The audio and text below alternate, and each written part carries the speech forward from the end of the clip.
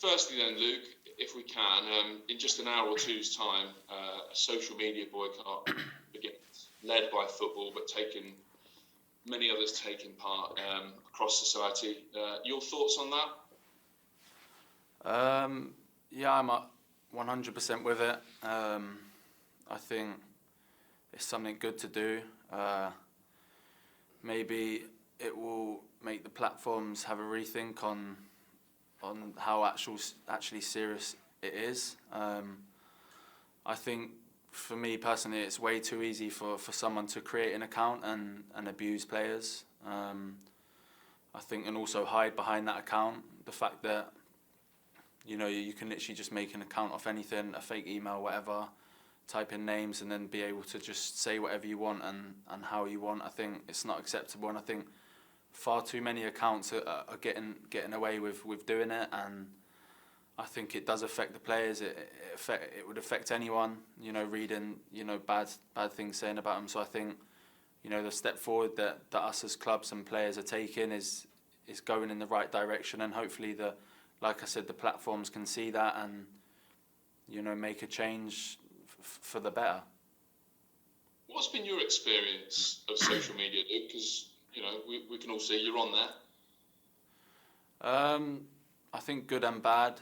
I think the bad's always been there. I think especially at a high profile club like Man United, I think a lot of people are sort of drawn into it, and I think when you post stuff, for me personally, you can have 100 comments of brilliant things saying how good you've been, how well you played, but I think you see that one comment that can affect you, and I think sometimes, I've been on and off on social media. I think sometimes it's good, sometimes it's bad, but I think nowadays how much abuse there actually is, I think you're better staying off it. I don't see any point in being on it, because like I said, there's far too much abuse, and not just us as players, but we have families that are also on social media, friends that obviously read these really bad comments, and I think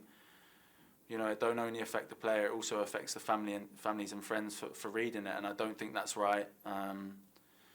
So like I said, I think I've had good and bad memories of platforms, but I think this is the right direction. It's the direction we need to go in, and we need to be strong with it and stick with it, and hopefully the platforms can see that, and they need to make a change, because like I said, it's far too easy to be able to abuse players and get away with it. You sound like you're considering coming off it for good, if I'm honest. I don't know. I think I've had times where I've not been on it for a while, purely because of the abuse I was getting. But I think I've grown up now. I've sort of got used to it. I think I had it a lot, so I think it's made me stronger, and I think I've got past of sort of caring, because I think you tend to really only care what your family, friends and teammates and managers say at this point, and not get affected by what's online. And I think especially for younger players, growing up, coming through, especially maybe big clubs like United, and I think if they have a bad game or something, they go on their social media, then what they're going to see on there isn't nice, and it can affect them at such a young age that it can affect them for a long while. And I think that's not what's needed.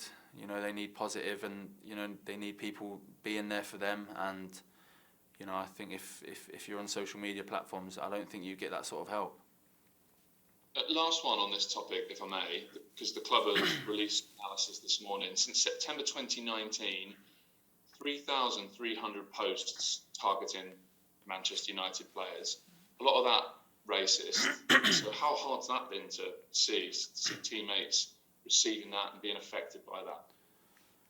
No, it's disgusting. I think it goes back to my point that it's far too easy to be able to abuse players, especially racist comments. I think that's happening a lot more recently. Yeah, and I think it's certainly not right.